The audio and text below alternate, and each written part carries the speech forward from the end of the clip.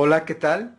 Es un gusto volverlos a encontrar en este su programa Resonancias Poéticas. Sean ustedes bienvenidos. Hoy tenemos nuestro programa número 3 y vamos a hablar nuevamente de la poesía novohispana. Número 2. Yo soy su amigo Ricardo Victoria y en compañía de Jesús Vargas, Guillermo Alegre y Laura Arce haremos un recorrido por esta época, mostrando algunos ejemplos de la poesía y sus autores. El siglo XVIII es clave para entender la modernización en México. Este proceso, evidente en toda su complejidad en la literatura de la época, transforma la colonia. Desarrollos relativamente independientes de la península pronostican la ruptura política con la madre patria en 1810. Escritores mexicanos, quienes de pronto están lanzando sus palabras a compatriotas, a públicos más grandes y en escenarios diferentes a los que ellos lo hacían. Secularizan y democratizan el pensamiento. Nacionalizan el debate intelectual y artístico, politizando ahora según las necesidades locales. Crean así un cuerpo de lectores arraigados en la perspectiva nacional, pero a la vez ansiosos de conocer la idea más allá de los españoles tradicionales. Responden sobre todo a la insistencia moderna de que cualquier conocimiento debe de ser útil, y así se utiliza en México.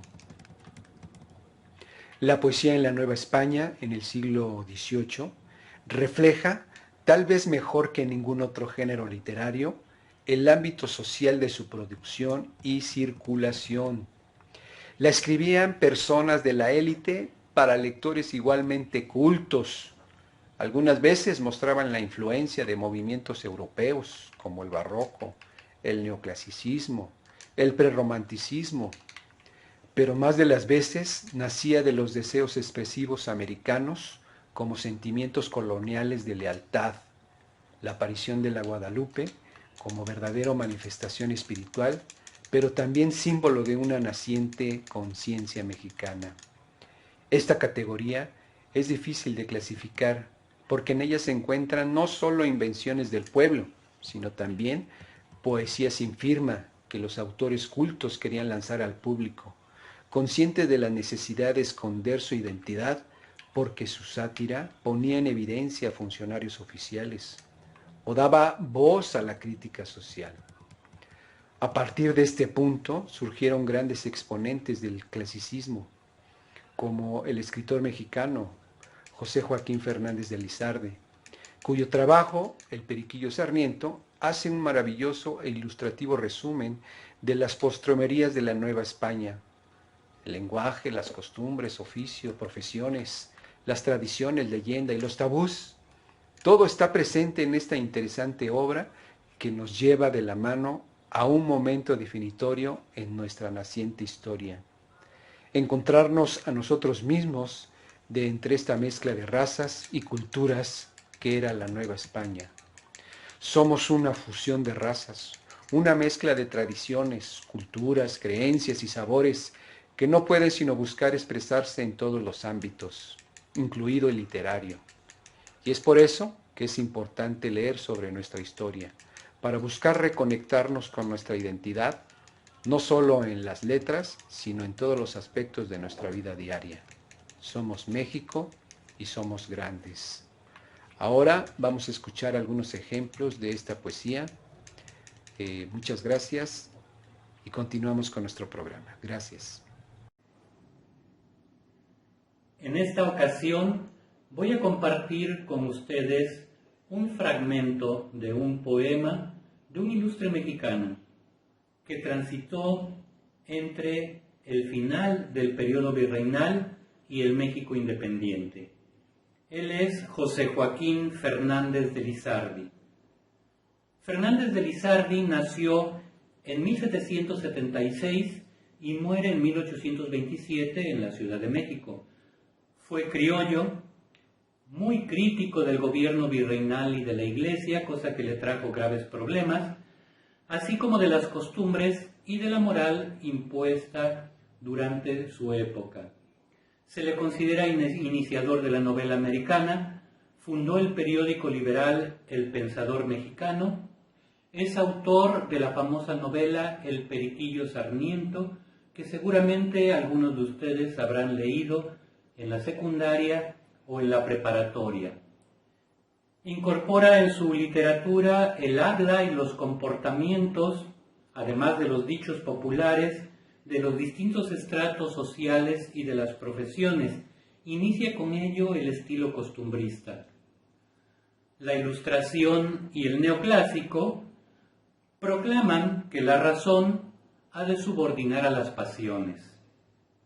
Los humanos se han de gobernar con un sentido del deber y con valores como el respeto, la libertad y el amor por el conocimiento. El arte, en consecuencia, va a tener una función educativa y de transmisión del conocimiento. Dentro de la literatura de Fernández de Lizardi, la picardía y la crítica social son una constante, como lo veremos a continuación en el poema Hay muertos que no hacen ruido. El nombre proviene de uno de los dichos o refranes populares. Ustedes seguramente conocen un fragmento o un verso más bien que dice: hay muertos que no hacen ruido y es más grande su penar, de la canción La Llorona. Bueno, pues en esta época se acostumbraba de algún dicho o de algún refrán tomar la parte principal y darle un giro que lo llevaba hacia otro sentido. Eso es lo que vamos a encontrar en este texto. Hay muertos que no hacen ruido. ¿No ves, Fabio, aquel viejo, armazón forrada de pellejo, que con intento vano quiere dar a entender que es muy cristiano, que reza su rosario, que oye misa, que trae escapulario, que viste humildemente, que no bebe mistela ni aguardiente, que muestra el codo roto por decir que es modesto y que es devoto? No creas sus monerías, pues todas esas son hipocresías. Antes ten entendido que es un muerto moral y no hace ruido. Es un viejo avariento, un usurero, que no tiene otro Dios que su dinero. Es un ladrón atroz, en fin, sabe prestar 8 con 2. Quien vive de este oficio, bien puede ser doctor de ladronicio. Gracias. Hola, hoy nos toca hablar de la poetisa virreinal Mariana Navarro. La mujer en la época virreinal queda excluida de los espacios públicos en los que incluye la educación, por lo que se considera a la mujer sin inteligencia y que si usa su intelecto es un sujeto varonil, por lo tanto un fenómeno o un monstruo ante los ojos de los demás. La figura de Sor Juana crea un mundo posible en la que algunas mujeres incursionan en la poesía. Entre ellas tenemos el gremio religioso, como la monja Jerónima, por su cercanía con los libros y esos espacios de oportunidad de reflexión personal. De igual forma, algunas de las composiciones literarias que aparecen también en esta época se dan de forma anónima, para evitar ser señaladas por la sociedad, ya que esto implicaría el reconocimiento de sus nombres, porque el acto de escribir es un acto privado, donde la mujer da a conocer su sentimiento, sus pensamientos, es decir, lo privado se hace público. Afortunadamente en la época colonial la poesía se fomenta a través de concursos, a los cuales también ingresa Sor Juana Inés de la Cruz. Dentro de las mujeres destacadas se menciona a María Navarro, quien en 1768 presenta una décima aristocrática a Fernando VI. Este tipo de concurso se hace para ennoblecer algunos actos importantes para la población. Y en este caso, esta poetisa se lleva el primer premio por el uso del acróstico, que a su vez es un híbrido del caligrama.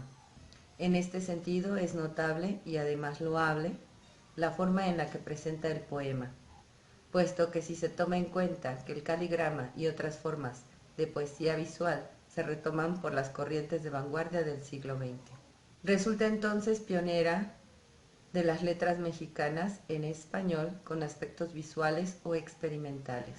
Por ello, Samuel Gordon, en su estudio Estética de la Brevedad, asevera que la 10ª acróstica de María Navarro, acaso con los años, devenga en el presente real de nuestros rastreos, los orígenes de la poesía experimental de México, cuando menos durante el periodo de la colonia.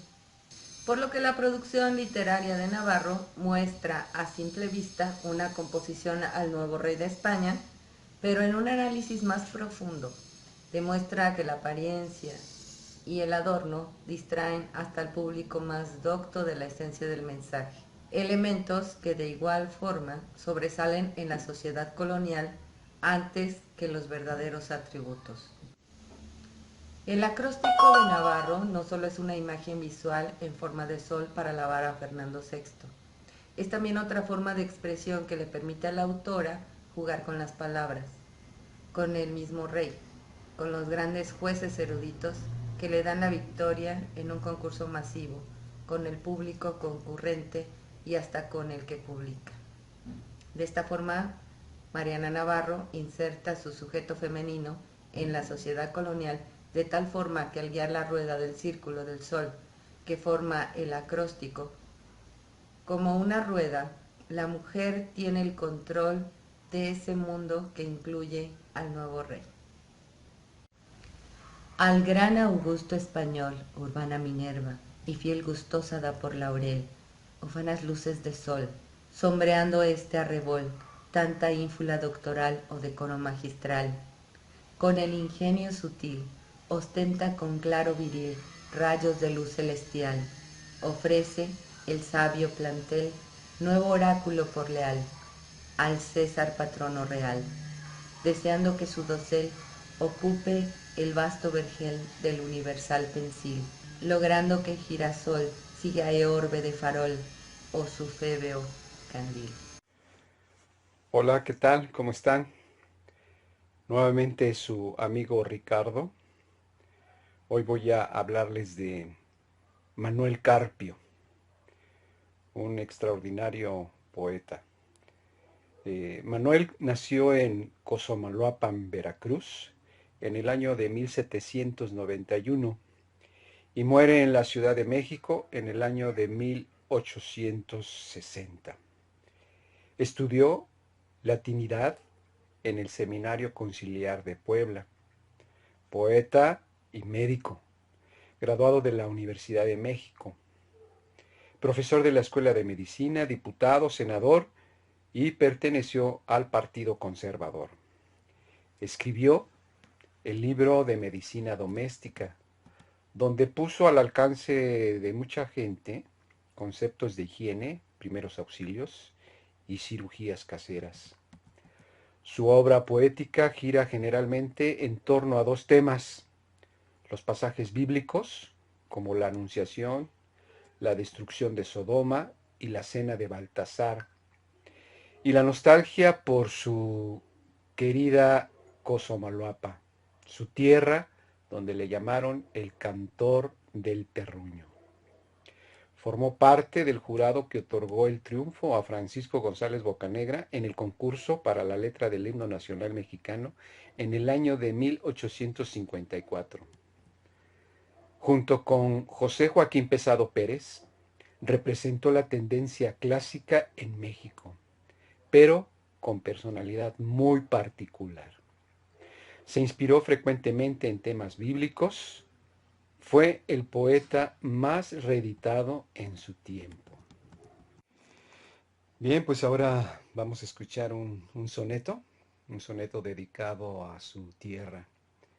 El poema lleva como título Al río de Cosamaloapan.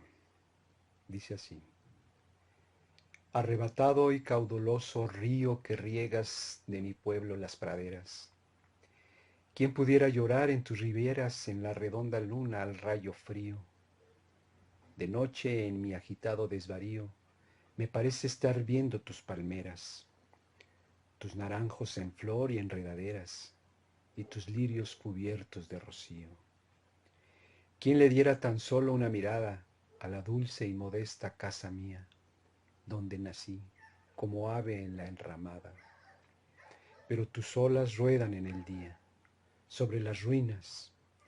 Ay de esa morada donde feliz en mi niñez vivía.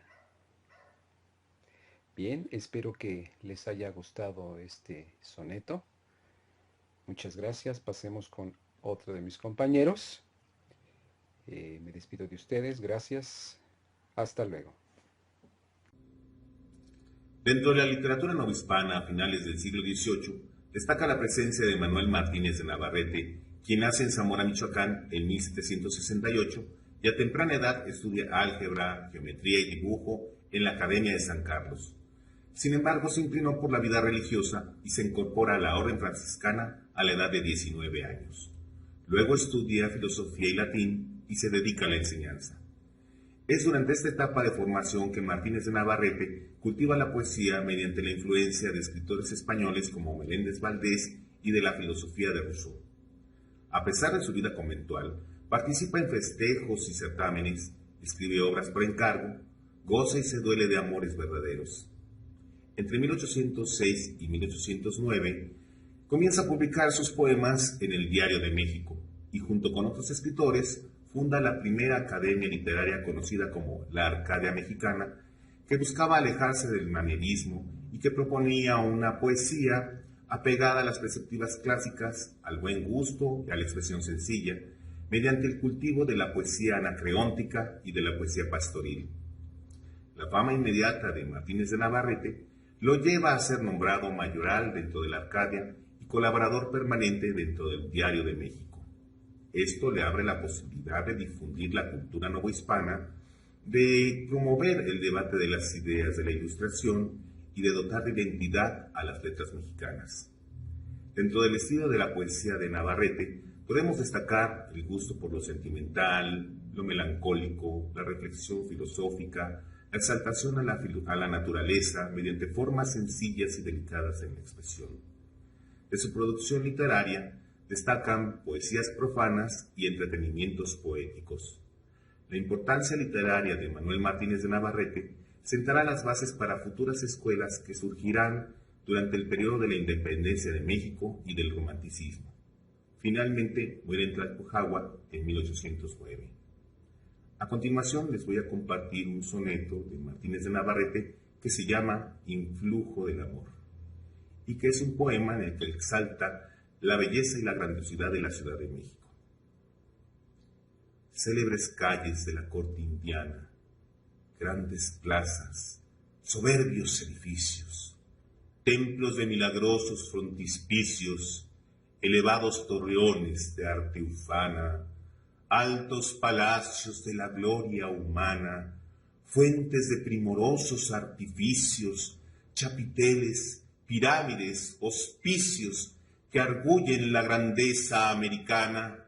Oh México, sin duda yo gozara del gusto que me brinda tu grandeza, si causa superior no lo estorbara.